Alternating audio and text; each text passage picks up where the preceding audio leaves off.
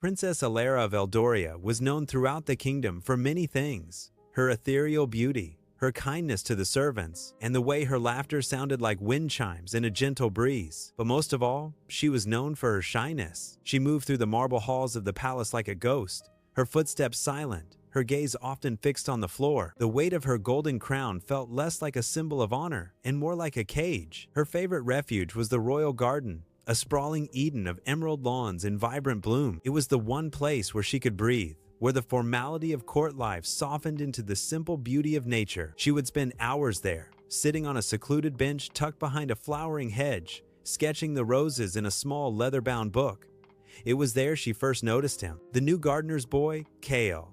He wasn't like the other gardeners, who worked with stoic efficiency. Kale worked with joy. He would hum as he pruned the hedges, talk to the sunflowers as if they were old friends, and examine a new bud with the wonder of a child discovering treasure. One afternoon, a sudden summer shower caught Alara in the garden. She hurried towards the palace, but paused when she saw Kale. He hadn't run for cover. Instead, he stood in the middle of the lawn, his face tilted towards the sky, eyes closed, a contented smile playing on his lips. He spun slowly, arms outstretched, as if embracing the very rain itself. He was dancing. Alara watched, mesmerized. He looked so free, so utterly unburdened. A pang of longing, sharp and sweet, pierced her heart. As the shower subsided, he opened his eyes and saw her. He didn't bow deeply or avert his gaze in the prescribed manner of a servant. Instead, he offered a simple, genuine smile. "Your Highness," he said, his voice as warm as the sun that was already peeking through the clouds. "The best part of the rain is the way it makes the garden smell afterwards, like the earth is breathing." His simple observation was so much more real than any courtly compliment she'd ever received. It was the beginning. Alara found excuses to be in the garden more often. She'd ask him about the different types of roses, the best way to encourage the jasmine to climb, or why the peonies seemed sad this year. Kale would answer her questions with patience and passion, his hands deep in the soil. He never treated her like a princess, but like a fellow student of the garden. One day, as dark clouds gathered again, he looked at her. "Do you ever dance in the rain, Your Highness?" Alara felt her cheeks flush. "Of course not. A princess does not cavort in the mud." "Cavort?" Kale chuckled, a low, pleasant sound. "It's not cavorting, it's feeling." "Here," he said, holding out a hand, mud under his fingernails and all. "Let me teach you." She stared at his hand, then at the sky. The first fat drops began to fall. Every rule, every lesson in propriety screamed at her to refuse. But the memory of his joyful, rain-soaked spin was too powerful. Tentatively, she placed her small, pale hand in his calloused one. He led her to the center of the lawn. "Just feel it," he instructed, letting go of her hand.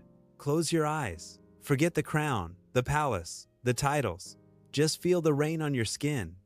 She did. She felt the cool drops on her face, her arms. Kale began to move, a simple, swaying step. She mirrored him awkwardly at first, stiff and self-conscious. "Don't think about the steps," he encouraged, his own movements fluid.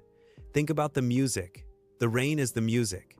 And then she heard it, not just the patter, but the rhythm of it, the way it tapped on the leaves, drummed on the stone path, and hissed gently into the grass. A smile broke free on her face, a real one, not the practiced smile of the throne room. She began to move with more confidence, her steps lighter. She spun, and a peal of genuine laughter escaped her lips. Kale laughed with her, and they danced, two figures in the gray downpour, lost in a world of their own making. From that day on, the garden became their secret world. They danced in the gentle spring rains, their movements soft and romantic. They danced in the wild summer storms, shrieking with laughter as the wind whipped their hair and the thunder provided a dramatic score. Kale taught her to see the beauty in every kind of weather. He showed her how the garden needed the harsh rain to grow strong, just as the soul needed moments of wild freedom. Through it all, a deep and tender love blossomed between them. It was in the way he would wrap his worn coat around her shoulders when the rain turned cold. It was in the way she would bring him a cup of tea from the palace kitchens, hiding it under her cloak. It was in the quiet moments after the rain, sitting on their bench, watching the world sparkle with fresh-washed light. With KL, Alara wasn't the shy princess. She was just Alara. And he wasn't the gardener. He was the man who had given her the sky. But their world was not impenetrable. The king, her father, announced that Prince Alistair of the Northern Isles would be visiting. The intention was clear: a marriage to secure a powerful alliance. Alara's heart turned to stone. The thought of leaving her garden, of never dancing in the rain with Kyle again, was a suffocating darkness. The day of the prince's arrival dawned bright and clear. Alara was dressed in her finest silks, her face a pale, perfect mask. As she was introduced to the tall, stern-looking prince, she felt a hollowness in her chest. During the grand feast that evening, the air grew thick and heavy. A summer storm was brewing. Alara could feel it in her bones. Through the tall windows, she saw the first flash of lightning. She could almost hear the rain calling her name. Excusing herself, she slipped away from the banquet. She ran through the silent corridors, down the marble steps, and out into the garden. The rain was just beginning. Fat, warm drops that turned the dusty path to mud. And there, waiting for her in the middle of the lawn, was Kale. He didn't say a word, just opened his arms. She ran into them, and they began to dance. It was different this time. There was a desperate, bittersweet passion in their movements. It was a dance of love, but also of goodbye. They didn't hear the footsteps on the path. They didn't see the king and Prince Alistair, drawn by the commotion of the storm, standing at the edge of the garden. They saw their princess, barefoot, her fine gown soaked and clinging to her, her hair plastered to her face, spinning and laughing in the arms of a common gardener. They saw her, not as the shy, dutiful princess, but as a woman radiant with a joy they had never witnessed. For a long moment, there was only the sound of the rain.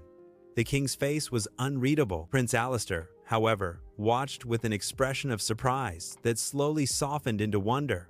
He saw the authenticity in her joy, the freedom in her laughter. He saw a love so pure, it made the political machinations of the court seem foolish. As the dance ended and Alara finally noticed her audience, her joy shattered into 1,000 pieces of fear. She clung to Kale's hand, her heart pounding. But before the king could speak, Prince Alistair stepped forward, a genuine smile on his face. "Your Majesty," he said, his voice carrying over the rain. "I have seen many princesses in many courts. They are all polished, practiced, and perfectly proper, but I have never seen one dance in the rain. I have never seen one so truly alive." He looked at Alara and Kael, their hands still clasped. "I came here seeking an alliance, but I would be a fool to try and sever a bond as strong and beautiful as the one I have just witnessed. My kingdom does not need a political marriage. It needs allies with brave and loving hearts. I believe we can find that alliance in another way." The king stared at his daughter, seeing her not as a pawn, but as a person for the first time in years. He saw the happiness that had been missing from her life, a happiness he had never been able to provide.